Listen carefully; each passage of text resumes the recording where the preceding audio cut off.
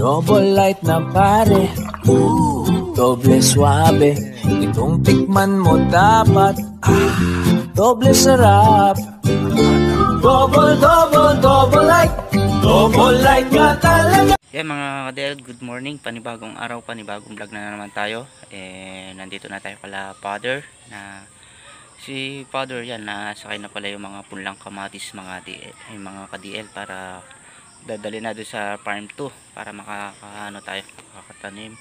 Tapos mag-i-spray ng sitaw, tsaka magpapataba din ng sitaw mga ka-DL.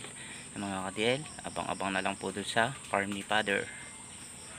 DL yung mga punlang kamatis, tsaka yung pataba. Ayan na, mag-ano tayo, papataba tapos tatanim ng kamatis. Ayan mga ka-DL, na papunta na tayo doon sa farm ni Father. Bali nagdalawa tayong polong, yung kay Jason tsaka yung kay kay Father. Ayun ayun si Father, ay sakay din siya ng doon, punlang kamatis. Tapos ito pa yung iba, dalawang polong kami kasi kahapon hindi pwedeng isang biyahe lang, nang tagtag kahapon yung ibang mga punla, kaya nagdalawang polong. Father, nauna siya. Dito na tayo sa farm ni Father. Ayan na, magbababa ng ng punla si Jason. Punlaers tatanim. Itong pantaldang taka niya, mauro niya kanyan. Ha? Ang pantaldang ta mo.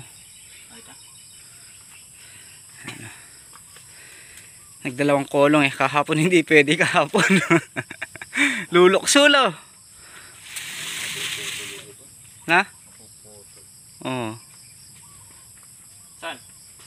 Ha? Di ba alas kayo mamaya? Pag lumang mag-bless ng Puradan. Isang kilo. OTL na si Jason yan na umuwi na. Babalik na lang to mamayang alas 2 si Jason. Mga OTL, tapos na din tayo nang kumain. Yan. Nakapagpahinga na din si Father yan. Nag-i-start na siyang mag-abono rito sa mga sitaw. Yung spray ginagamit pa lang nila daddy. Baka mamaya na lang sprayin tong yung sitaw. Tapos tayo gagawin natin, magbubutas na tayo ng para sa sa kamatis. Si Father, ayun, punta muna natin si Father. Ayan si Father mga kadelo, nag-i-start na siya. Ang pataba. Para yan sa pataba na yan para sa mga bulaklak. Tsaka yung malilit na bunga para magtuloy.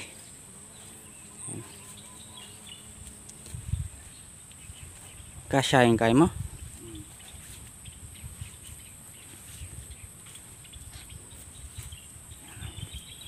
Dakal pa ya.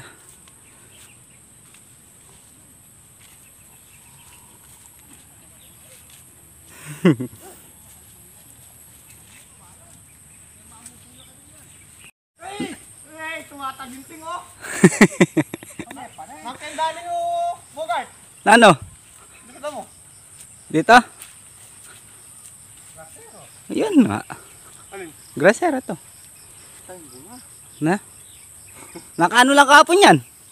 Konti lang yung napitas kapon yan. Tayo tayo. Nakaano lang sila, Ha? Tayo tayo. Ayan na kami. Wala tayo biya sa Maninaya. Mahirap kami ngayon wala kaming pamungan. Gasman manulak yan Gasman to kapatete. Oro. Sila daddy. Oo rin. Kamay. Katas. Katal Bogart. Gatal.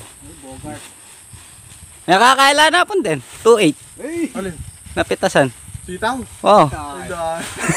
Pamane. Pamane, panggas. Magtabay bukas. Yan sana tayo. Si Father pala tapos na mag-ganong.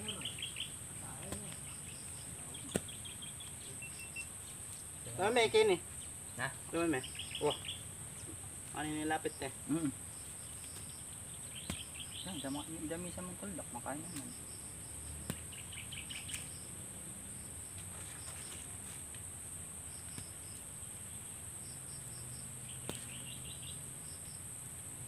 Suwag na siguro tayo. Ayan.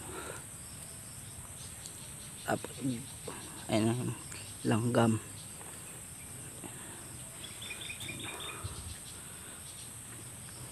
Nakasunod na kagad yung ano, kamatis. Ayan. Ganyan lang. Ang ganda ng ano na yan, agwat nila mga kadiel. Ayan. Okay na sila yung ganyang kalalayo. Ayan. Ito. Ayan. Ano na yan. Maganda na yung ano na yan. Maganda na yung pagka butas ng ganyan. Hindi na namin ninulit na pinarusa dahil baka pag umulan lumubog yung ano, yung mga tudling natin, magkakatubig, baka mamatay yung ano, yung kamatis. Kaya hindi na namin na tinudlingan ulit parusa. Ayan. Si Father mga DL nag-uumpisa na.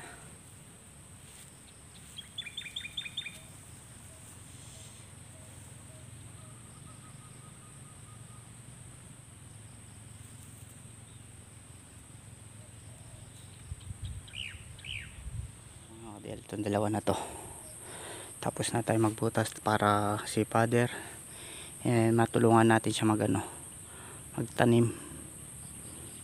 Bali ano lang pala to, 7 dayos. Ayan si Father, nag-start na siya.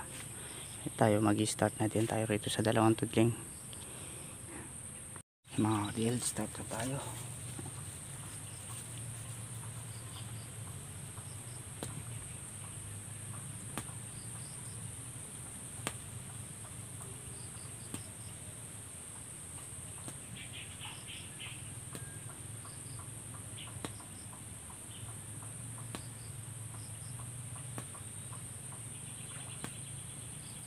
Tayo rito na may dumating na ang bisita, si Father, si Bunso, si Kadigma. Si Kadigma yun, no? Ang gawi Sa bawit. bawit pa rin. Maganda naman yung ano mo, Ano yun? tripod. Tungkod ni Imaw to, nakikita ko lahat ng ano Mga mangyayari. oo. Magaganap sa susunod na Kasi akong parating na. naglalakad pa lang daw. Kinukontak ko ayaw mga busy yung ano yun. Oo na, dito na. Sabi ko nga sa'yo naglalakad na Lagaw pa kape. Buta forma ko. Halina. Ano? Tuna? Sitaw, yung sitaw. Yung sitaw yan. Man, sitaw pang ulam nyo. Tibigyan natin ng sitaw sila Kadigma. Nakita nga bila, isang kain doon nila black shadow. Ay, kuwanita. Tanong daw ako rampong kay. Mais. Hektarya. Hindi yata ano ito mo. Mga kadel, palis na sila Kadigma. Ayan, sila, 2 bangka. Tsaka may mga sakay na na kawayan. Sa kayong maliit, tutuluyan tayo. Kita kayo doble.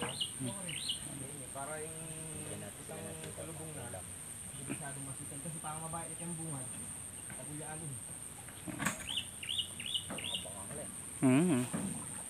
Sila. Kasama si tatay ni Kadigma. Siya ang gagawa ng kubo nila. Ang panggawa daw ng kubo yung mga ka-DL. Yung kay Kadigma. Ayan sila. Parang kailan lang nagbabangka din. Napalis na sila.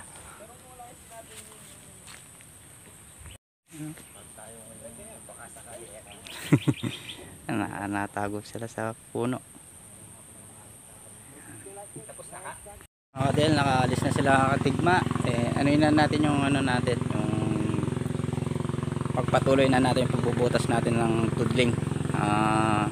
Sabi pala ni Father na hindi ubra yung itanim yung sobrang init, baka mamayang alas 3 uuwi muna kami pagkatapos nitong natudlingan ko babalik kami mamayang alas 3. Pero yung mga punla iwanan na namin dito sa kubo.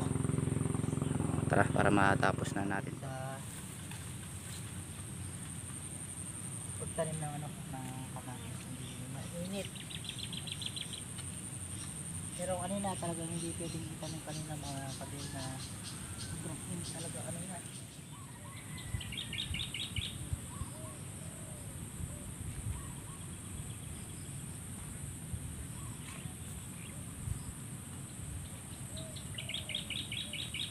Mahaba na yung pag-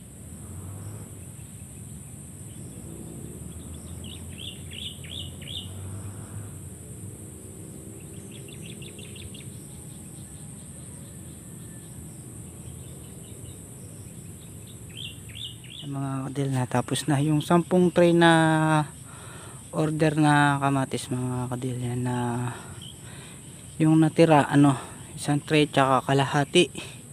Yan na siguro pang ano na yung mga kadil, na pang ulip na yun mga kadil.